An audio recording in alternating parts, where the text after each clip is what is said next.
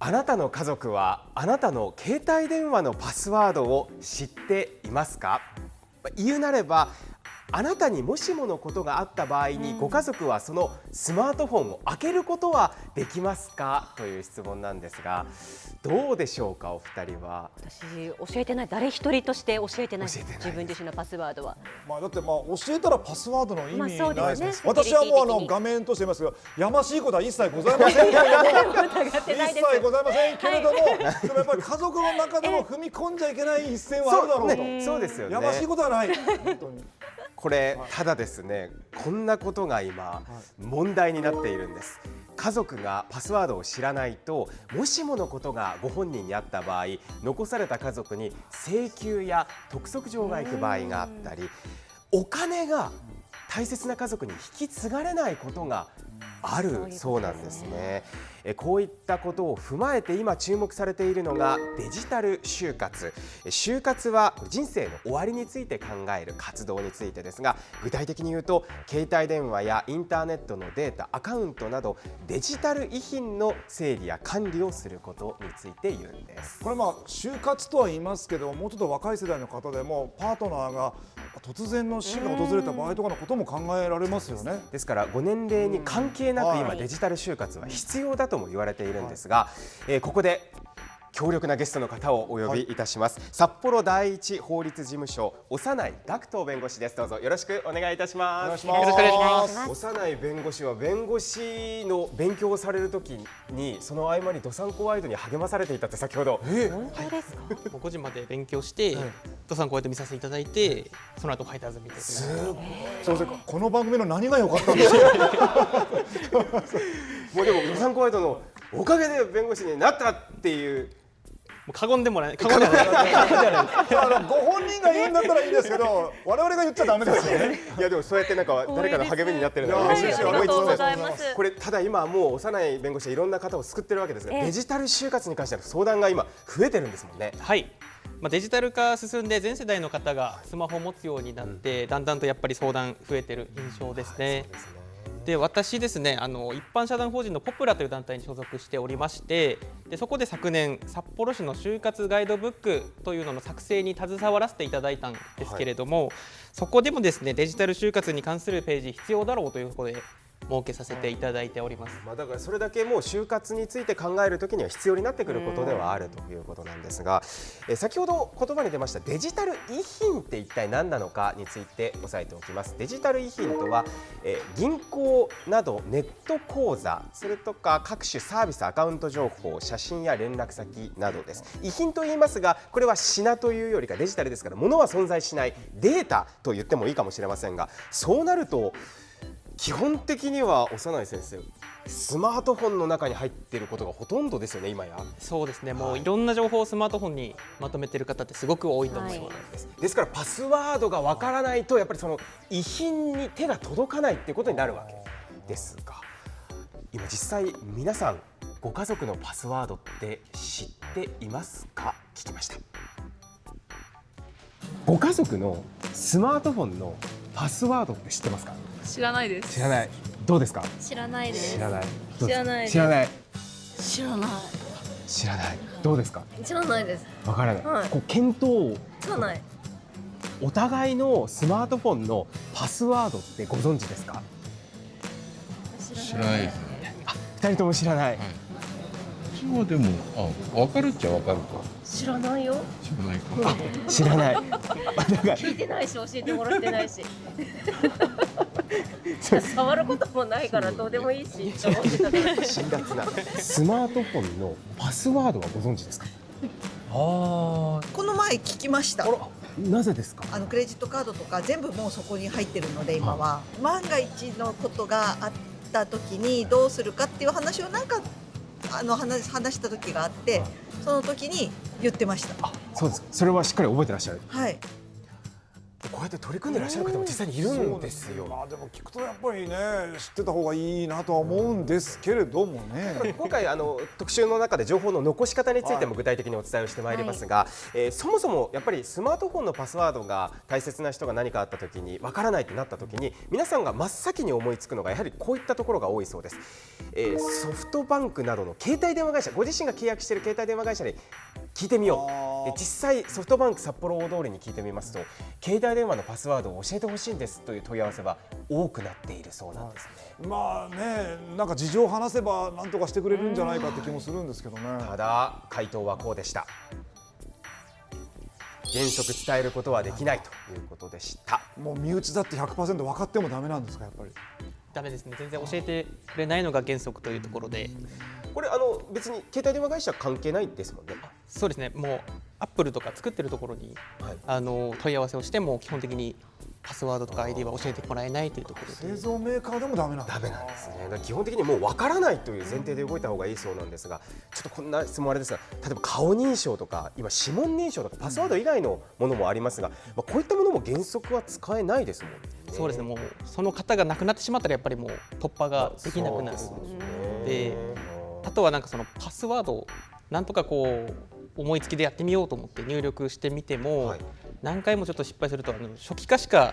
できなくなっちゃうよっていうロックがかかっちゃうこともあるので。そうですよね。欲しかった情報がそもそも消えてしまう危険性もあるということなんですけれども、専門の業者でパスワードを解析する業者もあるということなんですが、実際費用としては20万円から50万円ほどかかるそうです。期間も半年から1年、しかもここまでしても、先生解析できない機種もあるんですね。はい、解析できませんという結果になることもあるみたいですね。だからやっぱパスワードって簡単なようでやっぱ難しいんです、突破するのは。どうすればいいんですかね。どうすればいいのか、実はもし iPhone をお使いの方、ちょっと今スマートフォン開いていただきたいんですが、最近こんなサービスが誕生したんです。 iPhone の設定の画面からアカウントページにサインインとセキュリティというところがあります。これなかなか押すことはないかもしれませんが、試しに押してみると個人アカウント管理連絡先、この個人は亡くなった方の個人ですね。こういうページは昔からありましたか？いや、昔からあったわけではなくて比較的最近作られたようなものみたいですね。ここをタップして、5人まで自分のデータを引き継ぐ先を決めることができるそうなんですね。でこれ先生、これどうなるんですか？アクセスキーというなんかパスワードみたいなものがその指定した方に送られて、亡くなった後にその方単独でそのアクセスキーを用いてアップルの方に問い合わせすることで iCloud とかのデータを引き継げるようになります。ちょっとすみません、急に分かんなくなってしまった。でも本当に簡単な話でいくと、亡くなった後にそのスマートフォンの中身が見られるようになる、そんな仕組みができたっていうことです。仕組みがあるんだ。もうすでにできているっていう。それでも割と新しい機種じゃないとないんですか？いえいえ、もうもともとあるんですか？それ。はい、iPhone だったら iOS の問題なので、これ大丈夫だとはい、話なんです。でちょっとそこもご家族含めて今のこのページに飛んでいくと、説明書きもいっぱい書いてありますので、ちょっと一緒にやってみるのもいいかもしれないですね。じっくり見ていただいてね。はい、そういう感じでございますが、さて、今スマートフォンの話をしましたけれども、はい、ですね、携帯だけじゃないんですよね。こちらキャッシュカードや通帳、これもちょっと気をつけないといけない。実はあなたの貯金が家族に渡らない危険性が今出てきているんです。問い合わせ急増中の気になる話題、コマーシャルを挟んでお伝えします。今問い合わせ急増中ですね。はい、デジタル就活についてお伝えをしておりますが、この時間も札幌第一法律事務所の長内学人弁護士にお付き合いいただきます。よろしくお願いいたします。よろしくお願いします。弁護士会のガクト様と呼ばれてます。そうです。就活王子とも言われているそうです。はい、問い合わせがとにかく長内先生のところに来るそうなんですが、その問い合わせの中でも多いのがこういった通帳やキャッシュカードについてなんですが、やっぱり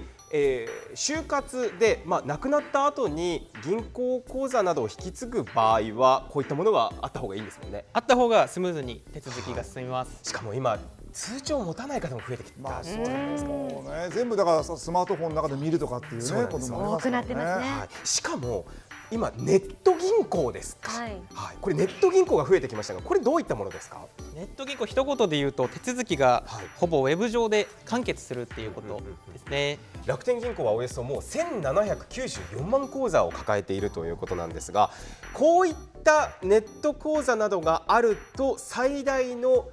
弱点というか欠点はどこなんでしょうか。まずですね、書面とかがほとんど自宅に届かないので、はいそれだけで見落としやすいってところがあるんですけれども、基本的に通帳がなくって、しかも最近キャッシュカードもないものが結構増えてきているので、なのでもう気づくことができない可能性があるというところですかね。じゃあもうなかったことになってしまうってことですか。まあ、もう手続きの対象にできないというか。わからないっていうことはそういうことになっちゃうわけですが、まさに家族はあなたの銀行口座についてご存知ですかというのが次の質問になるわけなんですが、もしこれそのまま銀行口座がずっと残り続けたらどうなるのか。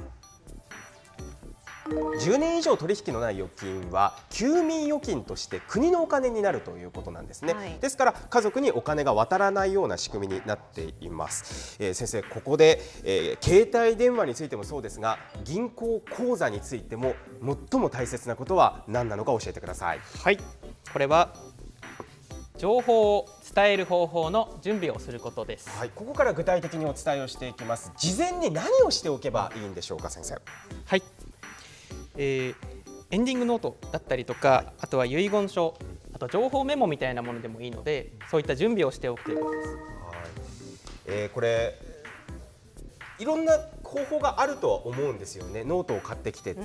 ご高齢の方もされている方多いと思うんですが、こう若い方々もとにかく最優先で残すべき情報、これだけは残しておいてくださいっていうのが挙げてくださったんですが、何でしょうか。はい、これはスマホとパソコンのパスワードになります。これはなぜでしょうか。はい、スマホとパソコンもいろんな情報が入っていて、アプリだとかメールの履歴だとかで見ることで残った方がサービスの特定だったりとか調査に使うことがヒントがいっぱい残ってるんですよね、はい、なのでこれだけあればなんとかなる可能性もなくはないという。さらには使っている、アカウントのサービス名、ID とパスワードなども、残しておくことが必要だと。残すとしてもこれ自分の携帯の中に残したら全く意味ないですよね。だから今デジタルの話してますけど、大事なのは結局アナログの行為ってことですよね。紙に書いておくとかそういうことになるってことですよね。それがただ流出すると大変なことになりますから、置く場所のポイントとしてはどうでしょうか。そうですね、亡くなった後ご家族が探してくれそうなところにしっかり隠しておくとか、目立たない場所に隠すことが必要になるわけですね。さてもう一つ相談が増えていることがあります。それが定額制サービスに関してです。定額制サービスといいますと、動画、音楽、雑誌、新聞などですね、動画サービスだけでも人口の3分の1ぐらいが入っているということなんですけれども、これ家族が加入している定額制サービス知っていますかということなんですが、実際、これご家族が亡くなった場合、もしものことがあった場合どうなのか、 UNEXT の佐野さんにお話を伺いました。契約者のご家族が UNEXT さんと契約されているということを知らなかった場合はどういう形になってしまうんでしょうか。それは契約が継続されるということになってしまいますね。我々としてはご本人がどういう状況かっていうのを把握しづらいというかできないので、なのでそれまでと変わらず契約が継続されるということになります。契約者様ご本人からまたはそのご家族からの自己申告がないと我々対応がしかねるということではありますね。クレジットカードが例えば止まった場合にそれがどういう状況で止まっているかというのを把握できないので、通常通りお支払いいただくような督促を送る対応しか取れないという状況ですね。我々としてはやっぱり、ログイン情報をご家族の方にいざという時にお渡しできる、お伝えできるような環境を作っていただけるとありがたいなと思っています。そうすると特に問い合わせなく通常の解約でスムーズに解約いただけるので、それが一番双方お手間のない形なのかなというふうに思いますね。先生、このログイン情報というのは何ですか？ ID パスワードのことですね。解約するのは家族でも OK で ID とパスワードが必要でウェブ上でできるんですが、もし ID パスワードが分からなくても氏名電話番号などから特定し手続きすることが可能なんですが、これはちょっと特殊な場合、はい、これはイレギュラーな対応になります。もしかしたらできませんでしたになるかもしれないので、やはり ID とパスワードが必要ですから、大切なことを改めて、はい、情報を伝える方法の準備ということですね。事前にこれが必要だということです。札幌第一法律事務所の長内学人弁護士にお話を伺いました。ありがとうございました。ありがとうございました。もう私たちが最初に就活って聞いた時とちょっとやっぱり変わってきてますね。